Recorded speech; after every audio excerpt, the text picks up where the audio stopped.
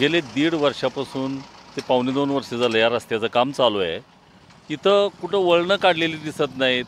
काय मला वाटतं ह्या इंग्रजांच्या काळामध्ये आमची जुनी लोकं सांगतात की पानंद रोड होता, बैलगाडी जाण्याचा रोड होता आणि भारत सरकारनं त्याच रोडवर डांबरी रोड केला. आता प्रशासन शांत झालेलं दिसतंय, कामं रखडलेली आहेत. इथं पाठीमागे शाळा आहे, मुलांना जाण्या-येण्यासाठी सुद्धा मार्ग व्यवस्थित नाही आहे आणि इथं वाहतूक आहे.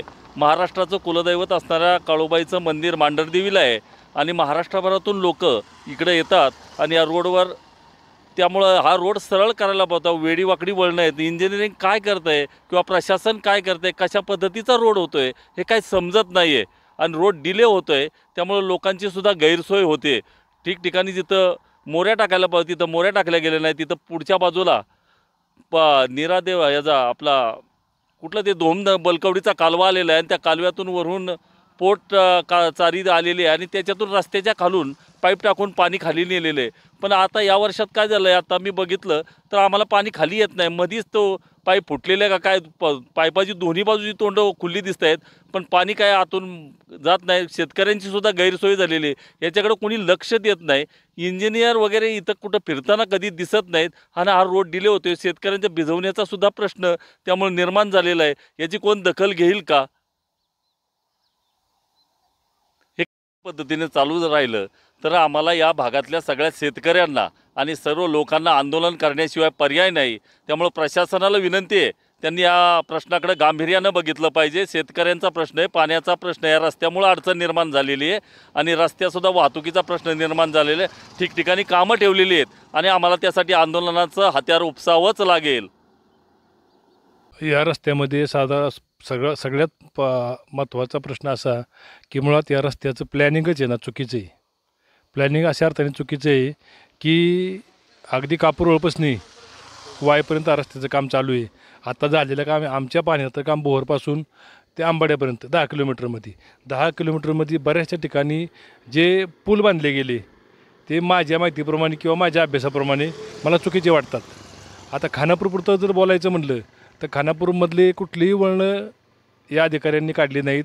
स्थानिक लोकांना कधीही विश्वासात घेतलं गेलं नाही आणि त्यांनी वेळोवेळी सांगितलेल्या ज्या काही त्रुटी होत्या त्यांनी त्याला केराची टोपली दाखवली. आता खानापूरमध्ये आमचा चौक आहे, मेन चौकामध्येला रस्ता जर बघितला तर बऱ्याच ठिकाणी चिरा गेलेले आहेत. काही ठिकाणी चालू कामावरती लोकांनी गाड्या घातल्यामुळं जे वन उठलेले आहेत आता ते लोक घसरून पडतात. तिसरी गोष्ट, ज्या ठिकाणी आता रस्ता उंच झाला आहे आणि लोकांची घरं खाली गेल्यात त्या ठिकाणी ते मोऱ्या टाकतो म्हणले होते, तेही त्यांनी मोऱ्या टाकलेले नाहीत. अजून खानापूरचे माध्यमिक विद्यालय आहे त्याच्यासमोर तर रस्ता एवढा उंच गेला तर त्यांना तिथं लोकांना विद्यार्थ्यांना वर खाली करताना किंवा गाड्यात घालताना पडता येत लोक तिथं. आता ही वस्तुस्थिती आहे. त्याच्यामुळं ह्या प्रशासनाने याच्यावरती लक्ष दिलं पाहिजे, बांधकाम खात्यांसुद्धा लक्ष दिलं पाहिजे आणि आमची एक ग्राहक म्हणून किंवा ग्रामस्थ म्हणून एक फार मोठी कुचंबना झालेली आहे. अपेक्षा खूप होत्या रस्त्याकडून, तरी भविष्यात पुढचा घाटातला रस्ता तरी चांगला व्हावा. वेडीवाकडी वळणं आहेत ती काढली जावीत. जशी वळणं पूर्वी होती तशीच केलेली आहेत. याच्यामध्ये काही इंजिनिअरिंगचा तर पूर्ण अभावच आहे. जे पूर्वी रस्ता होता त्या 60-70 वर्षापूर्वी किंवा 100 वर्षापूर्वी केला असेल त्या पद्धतीने आता रस्ता दिला आहे. तसा रस्ता व्हायला नाही पाहिजे होता ना. तुम्ही ते मोजणी यंत्र वापरताय, ते सगळं नकाशे काढताय आणि काम आहे तसंच केलेलं आहे. त्याच्यामुळे इंजिनिअरिंगचा अभावच आहे पूर्णतः. इंजिनिअरिंग अभावाचंच हे कामकाज झालेलं दिसतं. या सर्व घडामोडीमुळं लोकांमध्ये प्रचंड नाराजी. ते मांढरदेवी हा 300 कोटीचा रस्ता होतो हा, त्यामध्ये भरकटलेले इंजिनियर असं बऱ्याच जणांचा आरोप आहे. तर आपल्याला एक इंजिनियर म्हणून काय सांगाल? हा रस्ता कापूरहोळ ते मांढरदेवी सेंट्रल गव्हर्नमेंटच्या नवीन जे गाईडलाईन्स आहेत रस्ते बनवण्याची त्या दृष्टीनं ते वापरून बनवलेलं आहे. बऱ्याच ठिकाणी असणारी तीव्र वळणं किंवा तीव्र उतार चढ त्यांनी काढलेले आहेत आणि मातीचं खोदकाम म्हणा अगदी मुरुमाच्या लेवलपर्यंत त्यांनी खोदलेलं आहे. तिथं नंतर मुरुम भरून व्यवस्थित कॉम्पॅक्शन करून खडी वगैरे व्यवस्थित कॉम्पॅक्शन करून बनवलेलं आहे.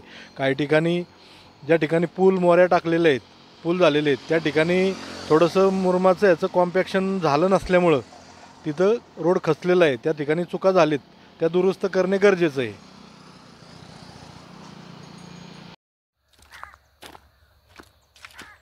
या समस्येबाबत रस्ता निर्मिती करणाऱ्या कंपनीच्या सुपरवायझरबरोबर संपर्क साधला असता त्यांनी प्रतिक्रिया देण्यास नकार दिला.